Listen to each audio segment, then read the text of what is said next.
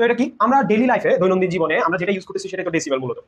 তো এখানে আসলে মূল ব্যাপারটা আসলে কি, এখানে বেস হচ্ছে কত, বেস ভাগ ভিত্তি 10টি, বেস ভাগ ভিত্তি কত 10, এখানে বেস ভাগ ভিত্তি কত 10।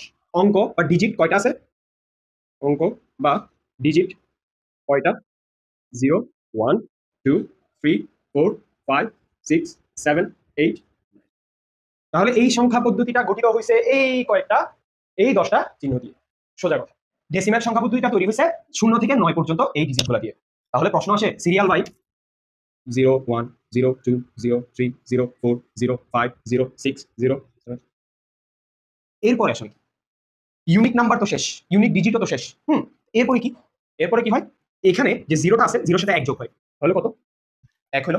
আর এখানে কোথা থেকে শুরু হবে, 0 থেকে শুরু হয়, এরপরে কত 11 1 2 সিরিয়াল ওয়াইজ আবার 9 পর্যন্ত যায়, আর এদিকে 1 বাড়তে থাকে। তাহলে 1 এর সাথে মানে এখানে যদি 9 পর্যন্ত শেষ হয়ে যায় 19, 19 এর পরে কি হবে, 19 এর পরে আসলে হবেটা কি, এখানে 9 এর পরে আবার কোথা থেকে শুরু হবে, 0 থেকে শুরু হবে। আর এখানে 1 এর পরে কি কি হবে, 1 এর সাথে 1 যোগ হবে, তাহলে হলো 20 না। এরপর আবার এই ব্যাপারটা কোথায় যাবে, 9 পর্যন্ত যাবে, আবার কোথায় যাবে, 9 পর্যন্ত যাবে। এটা যখন 9 পর্যন্ত যাবে তখন এটার সাথে আবার 1 যোগ হবে, তখন 2 1 এইভাবেই ব্যাপারটা চলতে থাকে। যেমন 999 একটা বড় সংখ্যা যদি আমি নেই, ও 9 পর্যন্ত গেছে, ও 9 পর্যন্ত গেছে 1 যোগ হইতে হইতে, ও 9 পর্যন্ত গেছে, এরপরে আর সামনে কিছু নাই মানে তো 0 আছে।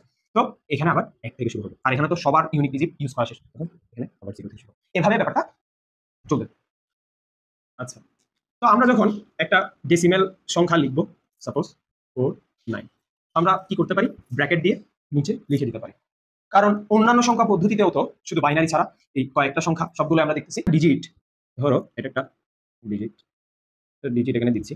তো সিকোয়েন্সটা কি, নাম্বার 1 পজিশন হচ্ছে 10 0, নাম্বার 2 10, নাম্বার 2 হচ্ছে 10 1, নাম্বার 3 10 2, নাম্বার। আচ্ছা এটা একটু দেখো তো প্রত্যেকটা অবস্থানের মান কয় গুণ করে বাড়তেছে। এখানে 10 0 মানে কত 1 ইনটু এখানে কত হয়ে গেল 10, এখানে 10 স্কয়ার মিন্স 10 ইনটু 10, 110 এর সাথে আরো 10 গুণ, আর 10 মানে আরো 10 গুণ। এভাবে আসলে 10 গুণ 10 গুণ করে অবস্থানের মানগুলো বাড়তে থাকে।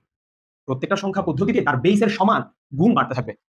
বাইনারিতে দ্বিগুণ, অক্টেলে 8 গুণ, হেক্সাডেসিমেলে 16 গুণ।